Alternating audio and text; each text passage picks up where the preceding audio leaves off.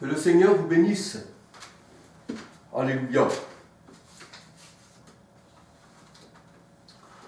Alors, quand nous voyons les temps actuels, quand nous voyons que la parole de Dieu nous dit que l'adversaire se déchaîne, le diable, appelé Satan, le grand dragon, la bête, qui représente les rois dans la parole de Dieu, et qui sont assoiffés de sang, nous voyons que les nations, eh bien, périssent. Nous voyons des abominations, nous voyons des enfants, des bébés, nous voyons des vieillards, nous voyons des femmes, des hommes, parce que la vie, eh bien, c'est quelque chose que Dieu a donné, alléluia. Même le nourrisson, l'embryon qui est dans le ventre de sa mère a le droit au respect, alléluia.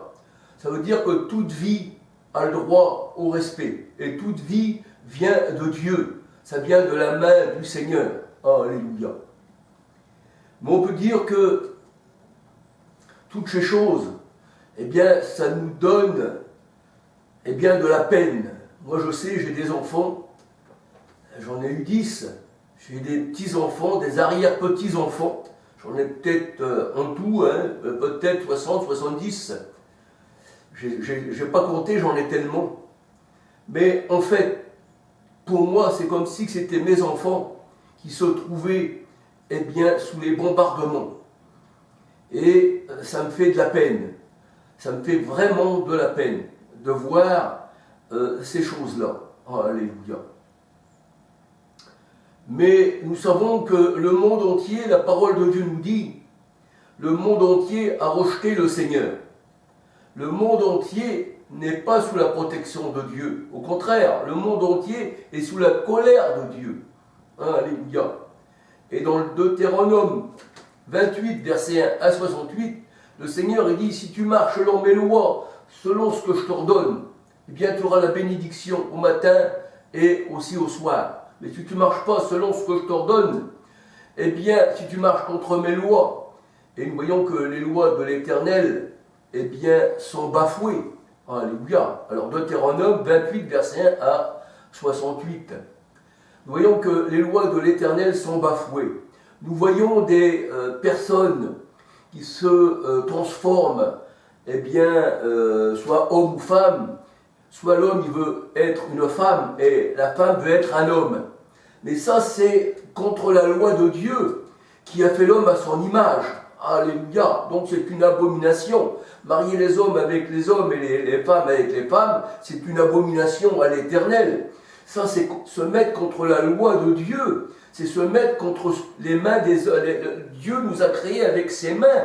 Il est notre créateur. Et manipuler ces choses-là, manipuler l'homme dans ses gènes, dans son corps, et faire croire aux personnes égarées, on les a tellement bien mis dans la tête étant petit qu'il fallait suivre selon ce que les grands nous disaient, eh bien on voit que les peuples sont égarés. C'est pour ça que le Seigneur il dit, ceux qui les égarent sont égarés eux-mêmes.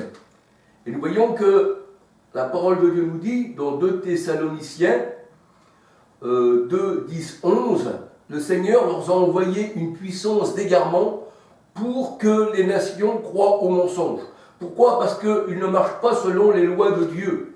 Et le Seigneur, bien avant que nous soyons nés, savait cela. Il a donc séparé, eh bien, ses brebis d'avec les boucs. Alléluia. Dans Matthieu 25, 31, si nous lisons tout le chapitre de Matthieu 25, nous voyons que le Seigneur a séparé les ténèbres d'avec la lumière. Mais bien avant que nous soyons nés, alléluia. Parce que le Seigneur a dit, avant que tu sois né, je te connaissais. Avant que tu sois né, même dans le sein de ta mère, je te connaissais. Et je savais que tu étais soit un tyran, et je savais aussi que tu serais, eh bien, mon enfant. Alléluia. Alors c'est vrai qu'il se passe des choses, parce que le monde est contre Dieu. Le monde est sous la puissance de l'adversité de ceux qui dirigent. 1 Jean 5, 19, 20.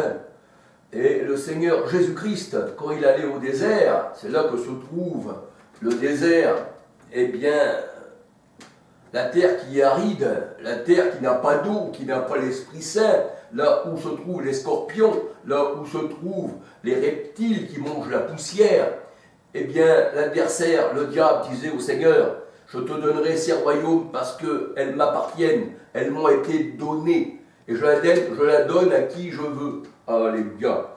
Donc, nous voyons que si les gens étaient au Seigneur, eh bien, ils marcheraient dans l'amour. Il n'y aurait pas de haine, il n'y aurait pas de guerre, il n'y aurait pas de personnes dans ce monde. On ne prendrait pas les gens, des gens du monde, parce que le Seigneur il dit que malheur à l'homme qui se confie dans un homme, dans Jérémie 17, verset 5, mais heureux celui qui se confie dans l'Éternel. Et nous voyons que les hommes, comme nous allons voir, eh bien, dans les versets que je vais vous donner, les hommes, eh bien, ont rejeté le Seigneur pour des rois charnels, qu'ils dominent sur les peuples.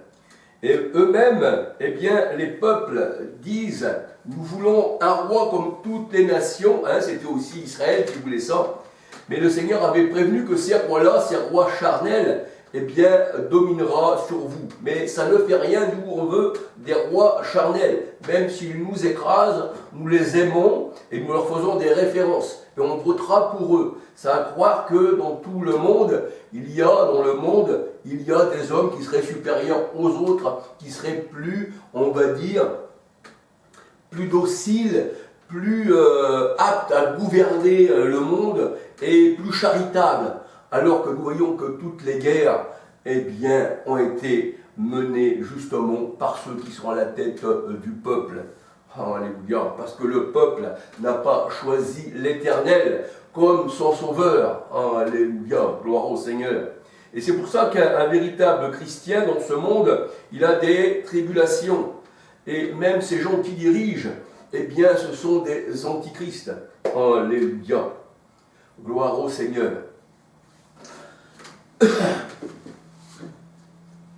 Excusez-moi, je vais chercher mes lunettes.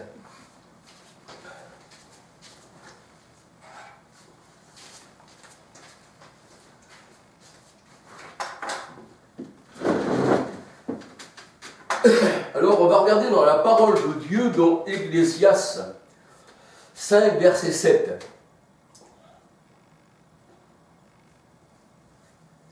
Alors, Ecclésiaste 5, verset 7.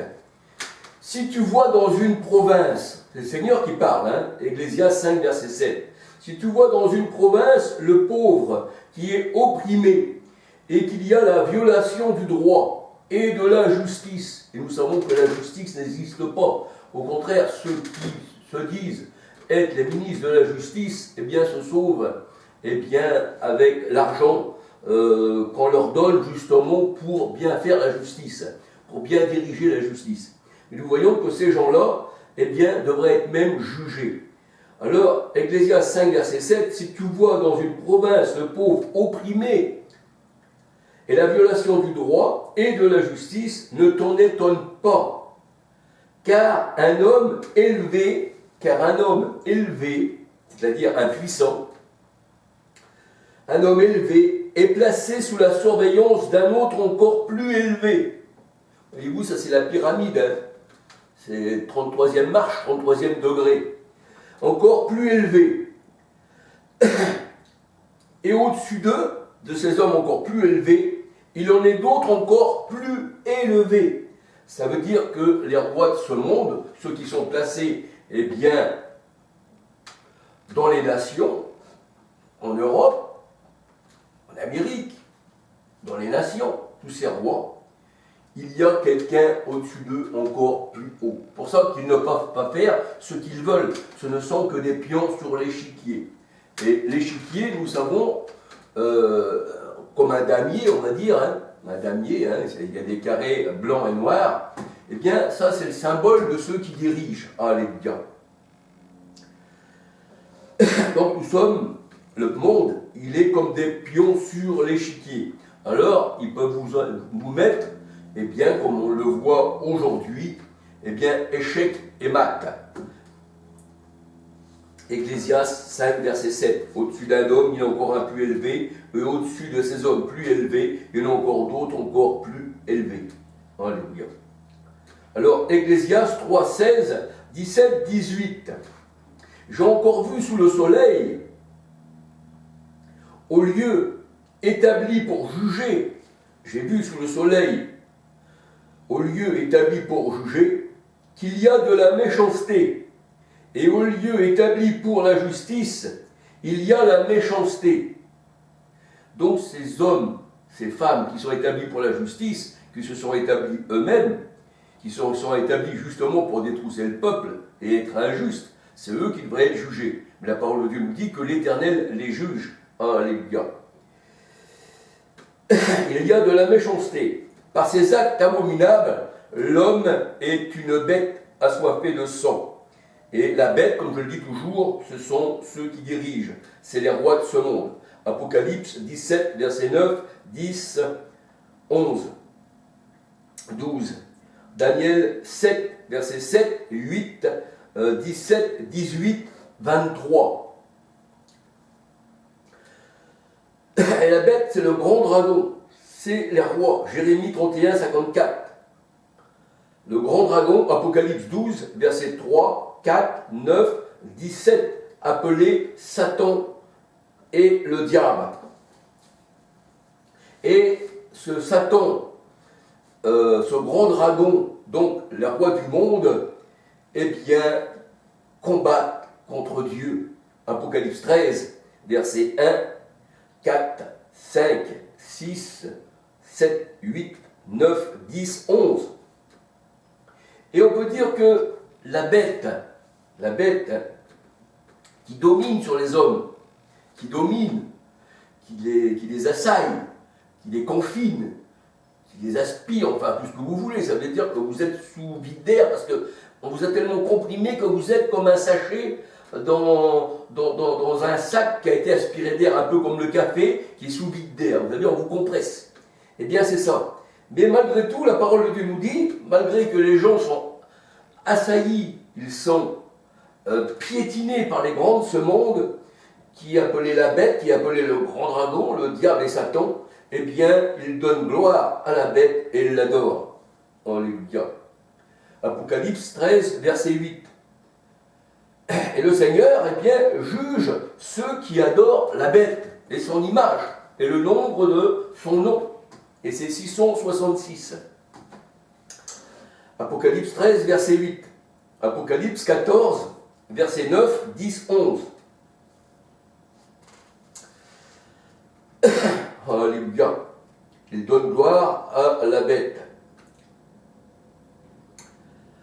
Apocalypse 13, verset 8, 14 à 17. Et les habitants de la terre, malgré qu'il se passe des tueries, des massacres, des guerres à en plus finir depuis que le monde est monde, eh bien, ils sont séduits par la bête. Et nous voyons que les rois, dans Actes 4, 25, 26, 27, se sont ligués contre l'Éternel et contre son oint. Et nous voyons aussi que Paul, dans Acte 9, eh bien, on voit que le Seigneur lui dit à Paul, ton Seigneur, il l'appelle sur le chemin de Damas, tu seras mon témoin devant des rois. Et on voit que Paul a été envoyé devant Festus, devant des rois, devant César, alléluia, qui représente la bête. Et les habitants de la terre l'adorent. Bien sûr, ils votent pour la bête, ils vont voter dans les urnes. Mais nous, on ne peut pas voter, on a un roi qui est céleste. Jésus, le roi des Juifs, alléluia. Donc notre roi, c'est lui qui nous a élus plutôt. C'est moi qui vous ai choisi, Jean 15, 16. On n'a pas voté pour lui, mais lui, c'est le contraire du monde. Le Seigneur, il nous a élus à nous. Apocalypse 16, versets 2, 6, 10, 11, 21. Ils donnaient gloire à la bête et l'adorèrent. Alléluia. Car ils étaient séduits par la bête. Et on peut dire que les gens de ce monde, les nations, eh bien, aiment ceux qui les dominent. Marc 10, versets 37 à 42. Lévitique 26, verset 17. Et Matthieu 20, verset 25. Mais la parole de Dieu nous dit que Dieu est le Dieu des vengeances. À moi la vengeance, À moi la rétribution, dit le Seigneur. Ne vous vengez pas vous-même, bien-aimés. Alléluia. Nous voyons quand le Seigneur Jésus-Christ est venu, eh bien, il dit que ceux qui ne veulent pas que je domine, que je règne sur eux, qu'on les amène et qu'on les mette au feu. Parce que vous êtes une race de vipères. Voyez-vous, ça c'est des antichrists. Mais ceux qui appartiennent au Seigneur, le monde ne domine pas sur eux. Alléluia. C'est Christ qui domine sur nous. Alléluia. Alors, psaume 94, versets 1 à 10. Dieu est le Dieu des vengeances. Il juge la terre et il rend aux orgueilleux selon leurs œuvres. Jusqu'à quand le méchant va-t-il triompher? Et il discourt et il parle avec arrogance. Tous ceux qui font le mal se glorifient et ils écrasent les peuples. Ils égorgent la veuve et l'étranger. Ils assassinent l'orphelin. Et ils pensent que l'Éternel ne regarde pas, que le Dieu de Jacob ne fait pas attention. Prenez garde, hommes stupides. Quand serez-vous sages, insensés? Celui qui a planté l'oreille n'entend-il pas? Celui qui a formé l'œil ne voit-il pas vos actions? Celui qui châtie les nations ne punirait-il pas? On voit que l'Éternel punit les nations. Alléluia. Proverbe 6, versets 12, 13, 19. Celui qui excite des querelles, l'homme pervers. Et nous voyons que les rois de ce monde excitent des querelles. Ils sont assoiffés de sang, ils veulent le sang, ils veulent le voir, ils veulent palper. Alors, à les entendre parler comme un dragon, il parlait comme un agneau, mais c'était un dragon, dit le Seigneur, la bête. Il parlait comme un agneau. Il vient à vous avec une peau de brebis, avec un beau sourire, mais à l'intérieur, c'est un loup. Et il vous dévore. Alléluia, c'est ce que nous dit le Seigneur. Alors, c'est eux qui excitent des querelles, l'homme pervers, l'homme inique. Alors, il marche avec la fausseté dans la bouche, il cligne des yeux. Vous savez, dans les sociétés, on va dire, secrètes, ils clignent beaucoup des yeux, ils tapent du pied, ils ont des signes bien à eux, que le monde ne peut pas connaître, parce que ce n'est pas des initiés. Alors, l'homme pervers, l'homme inique, marche avec la fausseté dans la bouche, il cligne des yeux, parle du pied, fait des signes avec les doigts. Tous ces signes se font en public, bien sûr, mais le public ne connaît pas ces signes secrets. Parce que le public n'est pas initié et il ne sait pas ce qui se passe dans le secret. Mais le Seigneur connaît les cœurs, même dans les secrets. Rien de secret ne sera révélé au jour, nous dit le Seigneur. Mais c'est vrai que ce sont des bâtisseurs. Ils bâtissent à chaque fois des nouveaux ordres. Et dans chaque génération, ils rejettent le Christ, la pierre principale. Ce sont des bâtisseurs, mais ils veulent bâtir son Christ, la pierre principale. Et c'est pour ça que le psaume 118, 22, eh bien, l'Éternel est rejeté. Psaume 118, 22, Matthieu 21, verset 42. Acte 4, verset 11-12. Ils m'ont rejeté, moi, la pierre principale. Les bâtisseurs ont rejeté le Christ. Alléluia, ce sont des antichrists. Alléluia. S'ils connaissaient le Seigneur, déjà, ils ne seraient pas les chefs des nations. Alléluia. Parce que le Seigneur a dit que les nations, c'est le monde. Et le monde les écoute. Mais le Seigneur a dit, vous, on ne vous écoutera pas parce que vous ne faites pas partie du monde. Vous, vous êtes d'en haut, eux, ils sont d'en bas. Alléluia. Donc, les chefs des nations les tyrannisent. Les bâtisseurs, ce sont les Égyptiens, c'est le symbole de l'Égypte. Et on retrouve cette pyramide sur le dollar américain, avec l'œil bien centré. Alors on voit que le peuple d'Israël, lui, ne voulait pas, les Hébreux ne voulaient pas de l'Éternel. Il ne doit pas régner sur nous, on n'en veut pas, on veut un roi comme toutes les nations. Mais là, on avertit, le Seigneur avertit ces faux juifs là, et bien que s'ils prennent un roi comme toutes les nations, il dominera sur eux, il leur fera subir des choses incroyables, mais ça ne fait rien, on veut un roi comme toutes les nations. 1 Samuel 8, versets 5 à 22. Mais le Seigneur dit que c'est lui qui rend libre, Christ, c'est lui qui nous rend libres. Les chefs des nations vous rendent esclaves. Seigneur dit, moi je vous rends libre, véritablement libre, mais les hommes ne veulent pas. Jean 8, versets 32, 33, 34, 35, 36. Et malheur à l'homme qui se confie dans un homme, mais heureux celui qui se confie dans l'Éternel. Jérémie 17, 5. Car tous les hommes ont péché et sont privés de la gloire de Dieu. Il n'y a pas un seul juste. Alléluia. Celui qui est sauvé, il est sauvé par grâce. Donc une grâce, eh bien, c'est que nous sommes pécheurs, mais on nous a fait grâce. Alléluia. Ce n'est pas par nos mérites, c'est une grâce.